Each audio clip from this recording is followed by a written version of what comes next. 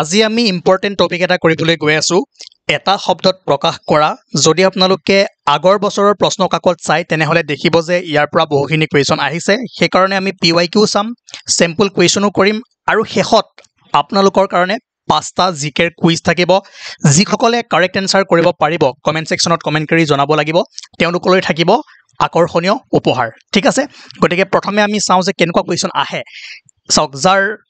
পূৰ্বজন্মৰ কথা মনত আছে কি কোৱা হয় যি কণীৰ পৰা জন্মে যাৰ দুই হাত সমানে চলে ভৰিৰ পৰা মূৰলৈকে গতিকে এনেকুৱা কুৱেশ্যন আপোনালোকে 10টা 7টা পাবলৈ পাৰে সেই কাৰণে কিছুমান আমি চেম্পল কৰো অংগ বা দেহৰ পৰা যাৰ জন্ম হয় তাক কি কোৱা হয় অংগজ মনত ৰাখিব ঠিক আছে আৰু উপকাৰীৰ উপকাৰ স্বীকাৰ কৰা লোক কি কোৱা হয় কৃতজ্ঞ আমি কেতিয়াবা কোনে মই বহুত কৃতজ্ঞ হলো যিসকলে উপকাৰীৰ উপকাৰ স্বীকাৰ কৰে আৰু যিসকলে স্বীকাৰ নকৰে তেওঁলোকক কি কয় কমেন্ট কৰি জনাব ঠিক আছে একে সময়তে হোৱা তাক কি কয় সমসাময়িক ঠিক আছে কিবা এটা ঘটনা যদি একে সময়তে হয় যে সমসাময়িক ঘটনা মানে একেটা সময়তে হয় কথা বা কামত নিজৰ মতৰ পৰা কেতিয়াও লৰচৰ নকৰা আকুৰগুজ ন আমি কোন কেতিয়াবা এই কথাত আকুৰগুজ হৈ আছে মানে কথা বা কামত নিজৰ মতৰ পৰা কেতিয়াও লৰচৰ নকৰা তাক কি কোৱা হয় আকুৰগুজ হ'ব আৰু ফুল নুফুলাকৈ গুটি হোৱা গছ কি কোৱা হয় বনস্পতি সো এটা শব্দত প্ৰকাশ কৰা এই বস্তুবোৰ আপোনালোকে সৰুৰ পৰা ইউজ কৰি আহি আছে জানে কৈ আহি আছে কিন্তু কোনটো কেনেকৈ হয় নাজানে গতিকে প্ৰেক্টিস কৰক ইয়াতো 100-150 আছে মই এইবোৰ দি দিম ইমানখিনি পঢ়িলেও তাৰ ভিতৰৰ পৰা আহিব আপোনালোকে PYQ চাওক ইয়াৰ ভিতৰতে কিছুমান পাই যাব ধান থোৱা ঘৰ কি বুলি কোৱা হয় ভঁৰাল ঘৰত আছে ভঁৰাল সকলোৰে হয় না নহয় যিজনে নিয়ম মতে খৰচ কৰে তাক কি কোৱা হয় মৃতব্যয়ী হয় নাই মানে যাটা খৰচ কৰি নিদিয়ে হিচাপ মতে খৰচ কৰে কি কোৱা হয় মৃতব্যয়ী তাৰ পাছত যাৰ পূৰ্বজন্মৰ কথা মনত আছে মানে আগৰ জন্মৰ কথা যাৰ মনত আছে তাক কি কোৱা হয় জাতিস্মৰ কাৰোবাৰ আছে জানো খবৰ মানে আগৰ জন্মৰ কথা মনত আহিছে নেকি এটো চাওক যোৱাবাৰ আহিছিলে যেৰবলে যাৰ পূৰ্বজন্মৰ কথা মনত আছে কৰ্তব্য যাযাবৰ শহীদ জাতিস্মৰ কি বুলি কোৱা হয় জাতিস্মৰ চাওক শহীদ আৰু কৰ্তব্য এই দুটা আপোনালোকে এলিমিনেট কৰিব পাৰিব ফচিব ক'ত যাযাবৰ জাতিস্মৰ ঠিক আছে সেই কাৰণে এইবোৰ যিমান পাৰে সদায় ৰিভাইজ কৰি থাকিব মই আপোনালোকক গ্ৰামাৰৰ দুই এটা বস্তু দিছোই তাৰ পৰা আপোনালোকে PYQ চাব কেনেকুৱা কুৱেশ্যন আহিছে মিলাব আৰু ইংলিছৰ কাৰণে MCQs দিছো গ্ৰুপত যিসকলে দেৰিকৈ জয়েন হৈছে তেওঁলোকে অলপমান ধৈৰ্য ধৰক মই আকৌ একেবাৰে দি দিম হ'ব তাৰ পিছত নোহোৱা বস্তু সৃষ্টি কৰা উদ্ভাৱন নোহোৱা বস্তু সৃষ্টি কৰা কি কোৱা হয় উদ্ভাৱন আৱিষ্কাৰ জানে নাই আপোনালোকে ইয়াৰ ডিফাৰেন্স হা ওকে কমেন্ট কৰক যদি জানে যদি নাজানে অলপমান অপেক্ষা কৰক যাক সহজে লাভ কৰিব নোৱাৰি কি বুলি কোৱা হয় দুৰ্লভ আৰু যাক সহজে লাভ কৰিব পাৰি তাক কি কওঁ সুলভ ঠিক আছে যাক সহজে লাভ কৰিব নোৱাৰি হলে কি হ'ব দুৰ্লভ পাৰিলে কি হ'ব সুলভ ঠিক আছে এটো মনত ৰাখিব এটো ইম্পৰ্টেন্ট আহাৰ চান্স আছে এবাৰ পানীয়া গাখীৰ দিয়া গায় যি চাব গৰুৱে কিছুমান গৰু আছে ন কিছুমান গায় আছে ডাঠ গাখীৰ দিয়ে কিছুমানে পানীয়া গাখীৰ দিয়ে যি গায়ে পানীয়া গাখীৰ দিয়ে তাক কি বুলি কোৱা হয় জলাহী হ'ব তাৰ পিছত ইয়াত কৈছে যি আগতে হোৱা নাই বা ঘটা নাই অভূতপূৰ্ব আমি কোন অভূতপূৰ্ব ঘটনা হৈ গৈছে মানে আগতে তেনেকুৱা ঘটনা হোৱাই নাছিলে আগতে ঘটা নাই বা হোৱা নাই তাক কি কোৱা হয় অভূতপূৰ্ব আৰু ভৱিষ্যত চিন্তা কৰিব পৰা লোক যে ভৱিষ্যত চিন্তা কৰিব পৰা লোক কি বুলি কোৱা হয় দূৰদৰ্শী কাৰো নাম নোলোৱাকৈ দিয়া গালি কি কোৱা হয় গোৱাল গালি ঠিক আছে কেতিয়াবা আপোনালোকৰ ঘৰত মা দেউতাৰ বা কোনবা আইতাৰ খং উঠিলে কাৰোবাৰ ওপৰত খং উঠিলে ডাইৰেক্ট নাম নলকে গালি পাৰি থাকে হয় নাই সেই কাৰো নাম নোলোৱাকৈ দিয়া গালি কি কোৱা হয় গোৱাল গালি ঠিক আছে আৰু যি ঠাইত অতি ঠাণ্ডাও নহয় অতি গৰমো নহয় গৰমো নহয় কি কোৱা হয় নাতিশীতোষ্ণ হ'ব আৰু যি সহ্য কৰিব পাৰে কি কোৱা হয় সহিষ্ণু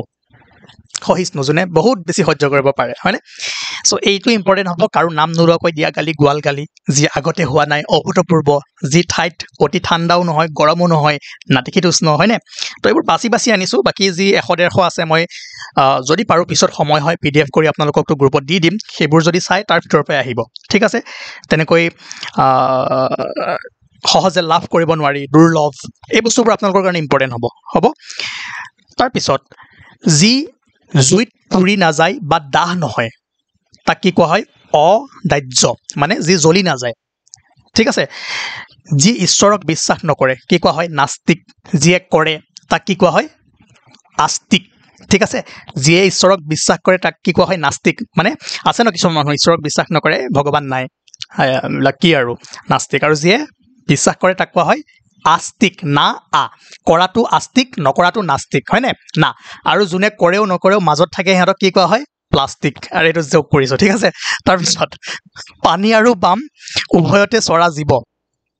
পানী আৰু বাম উভয়তে চৰা জীৱ কি কোৱা হয় উভচৰ এটা এক্সাম্পল দিয়কচোন উভচৰ প্ৰাণীৰ একটা এক্সাম্পল দিয়ক আপোনালোকে কি হ'ব ভেকুলী হ'বনে জনাব মোক তাৰপিছত যি দুই হাত সমানে চলাব পাৰে দুইখন হাত সমানে চলাব পাৰে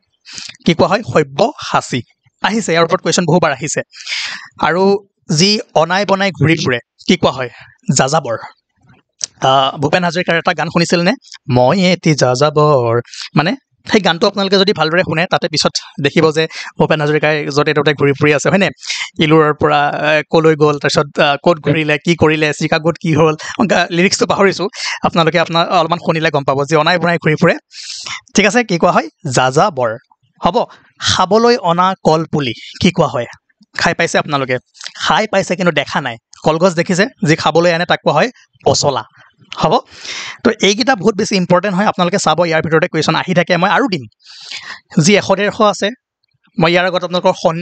আৰু এটা পঢ়াইছিলোঁ ন ফকৰা যোজনাও 100-150 ইম্পৰ্টেণ্ট আছে অসমত আৰু এটা শব্দত প্ৰকাশ কৰাও বহুত বেছি নাই যিখিনিৰ পৰা কুৱেশ্যন আহি থাকে সেইখিনি দিবলৈ ট্ৰাই কৰিম তেনেকৈ আপোনালোকে সেইটো যাৰ দুই হাত সমানে চলে আহিছেনে কি কোৱা হয় সব্যসাচী অসীমটো কাটিব পাৰিব হয়নে মেলেকি কাটিব পাৰিব নহয় অবৈতনিকটো কাটিব পাৰিব কিন্তু অসীম আৰু মেলেকি আৰু সব্যসাচীৰ মাজত আপোনালোকৰ কি হ'ব পাৰে কনফিউজ হ'ব পাৰে সেইকাৰণে যিমান প্ৰেক্টিছ কৰিব ইয়াৰ পৰা এনচাৰ পাই যাব আৰু দুটা মই আপোনালোকক হোমৱৰ্ক দিছোঁ সকলোকে কৰক যি কণীৰ পৰা জন্মে অণ্ডজ সৰ্বজ্ঞ ৰণজ্ঞ বিবক্ষা আৰু ভৰিৰ পৰা মূৰলৈকে কি কোৱা হয় এই দুটা কৰিবলৈ ট্ৰাই কৰক দেখিলে PYQ কেনেকুৱা হয় এতিয়া মই আপোনালোকক দিবলৈ গৈ আছোঁ কুইজ আৰু আপোনালোকে সকলো এনচাৰ কৰিব লাগিব নাম্বাৰ 1 ইয়াত কৈছে what was the original name of the Guwahati high court when it was established in 1948 Assam High Court Assam and Nagaland High Court North East High Court Guwahati High Court ঠিক আছে 1948 যেতিয়া প্ৰথমবাৰৰ কাৰণে establish হৈছিল সেই সময়ত গুৱাহাটী হাই কোৰ্টৰ নাম কি আছিল I think আপোনালোকে যদি আসাম কাৰেণ্ট এফেয়াৰ্ছ সিৰিজটো চাই আছিলে আমি সেইদিনাখন কভাৰ কৰিছোঁ 2 number question currently how many states fall under the jurisdiction of the Guwahati High Court 7 3 4 6 3 number question under which article does the High Court exercise its original jurisdiction by issuing writs article 32 article 136 article 226 article 227 High Court কৈছে ভালদৰে মন দিব question number 4 which landmark Supreme Court judgment established that judicial review is part of the basic structure of the Indian Constitution Minerva Mill versus Union of India case Kesavanandi Bharati versus State of Kerala Goloknath versus State of Punjab Sankari Prasad versus Union of India 5 number question to hold যে the famous Silica Lake is located in which state West Bengal Odisha Andhra Pradesh Tamil Nadu গতিকে 5টা question আছে 5টা কুৱেশ্যনত 5 marks আছে যদি correct হয় 1 কে পাব যদি ভুল হয় তেনেহলে 0.5 যাব প্ৰত্যেকজনে কৰক যিসকলে জয়ী হ'ব যিসকলৰ 5টা শুদ্ধ হ'ব তেওঁলোকৰ পৰা সিলেক্ট কৰা হ'ব সিলেক্ট কৰি আপোনালোকলৈ ভাল গিফ্ট পঠিওৱা হ'ব বা ফ্ৰী মেটেৰিয়েলছ আপোনালোকক প্ৰভাইড কৰা হ'ব ঠিক আছে আৰু আজি যিখিনি কৰিলো সেইখিনি ৰিভাইজ কৰক ইয়াৰ PDF মই গ্ৰুপত দি দিম আৰু যদি পাৰো ভাল বাছি যে 100-150 আছে আপোনালোকক প্ৰভাইড কৰিবলৈ চেষ্টা কৰিম ঠিক আছে আৰু আকৌ মই কওঁ যিসকলে লেট জয়েন কৰিছে গ্ৰুপ তেওঁলোকে অলপমান ধৈৰ্য ধৰিব লাগিব কাৰণ মই দিছোৱে অলৰেডি দিছো আকৌ এবাৰ দিম 2-3 দিন ৰখক পাৰ্সোনালি আপোনালোকে মেছেজ কৰি থাকিব নালাগে মোৰ ফালৰ পৰা মই 2% 3% যিমানখিনি পাৰো সহায় কৰি আছো ঠিক আছে যে দুটা মই দিলো আপোনালোকক আজি হেগেটা কৰক আৰু যিখিনি আপোনালোকক কলো যে অংগ বা দেহৰ পৰা জন্ম হয় অংগজ যদি কোনোবাই বুজি পোৱা নাই যদি কাৰোবাৰ কিবা ডাউট আছে তেনেহলে আপোনালোকে সুধিব পাৰে আৰু সেই কাৰণে আপোনালোকে আগৰ সেশন কেটাও চাব লগতে PYQ বহুত বেছি গুৰুত্বপূৰ্ণ হয় PYQ চালে গম পাব যে কেনেকুৱা ধৰণৰ কুৱেশ্যন আহে কোনখিনি পঢ়িব লাগিব কি পঢ়িব লাগিব ওকে থ্যাংক ইউ আমি আকৌ লগ পাম আৰু আপোনালোকে জনাব যে সেশনসমূহ কন্টিনিউ কৰিব লাগিব নে নালাগে ঠিক আছে ওকে